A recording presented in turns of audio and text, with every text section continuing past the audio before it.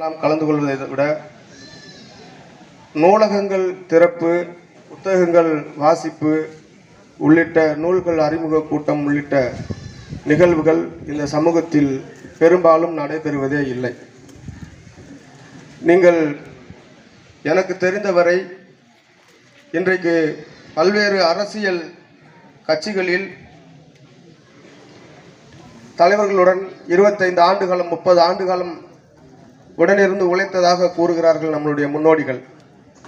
ஆனால் அவர்களிடத்தில் இந்த ஒலிபெருக்கியை கொடுத்து, ஒலி வாங்கியை கொடுத்து ஒரு நிமிடம் கருத்துரையாற்றுங்கள் என்று கொடுத்தால் காலும் கையும் நடனமாடுகிறது.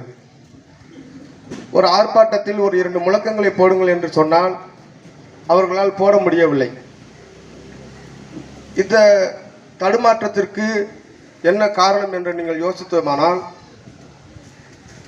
அவர்கள் வாசிப்பு பழக்கத்தை பழக்கிக் கொள்ளவில்லை, வாழ்வியலாக மாற்றிக்கொள்ளவில்லை.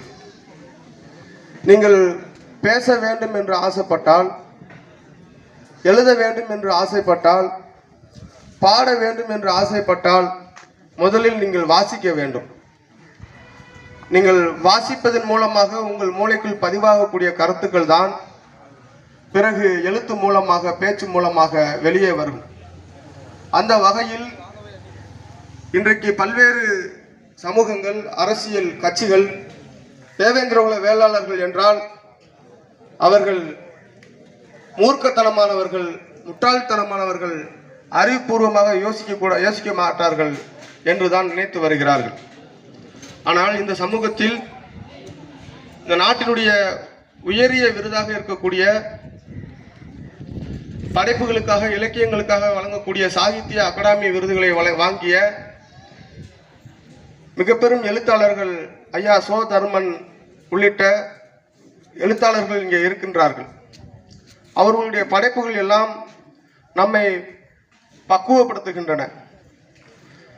அப்படிப்பட்ட படைப்புகள் இன்றைக்கு பெரும்பாலும் பேசப்படவில்லை, வாசிக்கப்படவில்லை. இன்னொன்று, இன்றைக்கு நாம் கடந்த காலங்களில் நம்மளுடைய மூளைகளில் பரப்பப்பட்ட பல செய்திகள், பல்வேறு தலைவர்களை பற்றி பரப்பப்பட்ட பல செய்திகள் இன்றைக்கு உடைந்து சுக்குநூறாக ஆகி கொண்டிருக்கிறது. இதற்கெல்லாம் காரணம் என்னவென்று சொன்னால், நம்மளுடைய தம்பிகள் வாசிக்க தொடங்கியது, நம்மளுடைய தம்பிகள் தேடத் தொடங்கியது, ஆய்வு செய்ய தொடங்கியது. இந்த தேடுதல், திரட்டுதல், ஆய்வு முறைகள் இன்றைக்கு நம்மளுடைய இளைய தலைமுறையில் பெருகி கொண்டு வருகின்ற காரணத்தினால் இதுகாரும் எழுதப்பட்ட வரலாறுகளை எல்லாம் நாம் சீர்தூக்கி பார்த்து சரியா தவறா என்று ஒப்பீடு செய்து நமக்கான வரலாற்றை நாமே எழுத தொடங்கி இருக்கின்றோம். நமக்கான வாழ்வியலை, நமக்கான பண்பாட்டை நாம் இன்றைக்கு பேச தொடங்கி இருக்கின்றோம். இந்த தொடக்கம் என்பது ஒரு காலத்தில் இந்த தேவேந்திரகுல வேளாளர் சமுதாயத்தை ஹரிஜனங்கள் என்றும், தலித்துகள் என்றும், எஸ்சி என்றும், இன்னும் பல்வேறு பெயர்களிலும் அழைக்கப்பட்டார்கள். ஆனால் இந்த பெயர்கள் எல்லாம் எதுவும் நம்மால் நாம் அழைத்து கொண்ட பெயர்கள் இல்லை. 5000 6000 ஆண்டுகளுக்கு முன்பாக இருக்கக்கூடிய சங்க இலக்கியங்களில் எல்லாம் நம்மளை பற்றி குறிப்பிடுகின்ற பொழுது ஏர் தொழிலையும் போர் தொழிலையும் வாழ்வியலாக கொண்ட மல்லர் என்றுதான் இலக்கியங்கள் குறிப்பிடுகின்றன. அப்போ அந்த மல்லர் என்ற அந்த வார்த்தையை நாம் இப்பொழுதுதான் உணர்ந்து கையில் எடுக்க தொடங்கி இருக்கின்றோம். இதனால் வரை மற்றவர்கள் நம்மீது அவன் விருப்பப்படி, அவன் எப்படி நம்மை அழைக்க வேண்டும் என்கிற விருப்பப்படி நமக்கு பல்வேறு பெயர்களை சூட்டினார்கள். இன்றைக்கு அந்த பெயர்களை எல்லாம் உதறிவிட்டு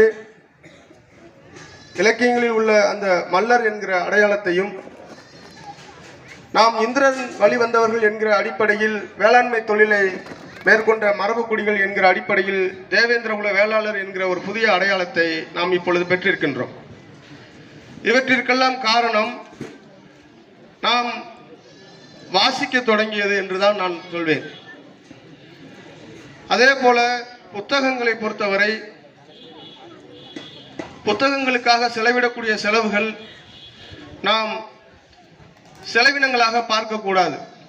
என்னை பொறுத்தவரை எவ்வளவு புத்தகங்களை நாம் வாசிக்கிறோமோ அந்த அளவிற்கு நாம் ஆளுமையாக மாற முடியும், பிரச்சனைகளை எதிர்கொள்ள முடியும், சிக்கல்களுக்கு தீர்வு சொல்ல முடியும்.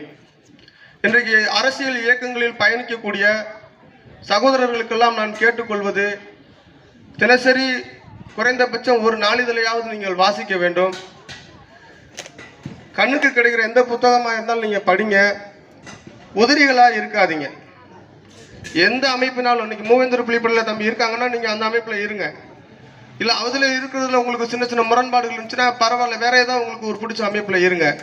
அமைப்பாக திரளும் போது மட்டும்தான் நாம் அரசியலை கற்க முடியும். அரசியலை கற்கின்ற பொழுதுதான் நாம் அதிகாரத்தை நோக்கிய பயணத்தில் முன்னேறி செல்ல முடியும் என்று கூறி இந்த அருமையான வாய்ப்பிற்கு வாய்ப்பளித்த மூவேந்தர் புலிப்படையினுடைய நிர்வாகிகள் அனைவருக்கும் இந்த நேரத்தில் நன்றி தெரிவித்து விடைபெறுகிறேன். நன்றி, வணக்கம்.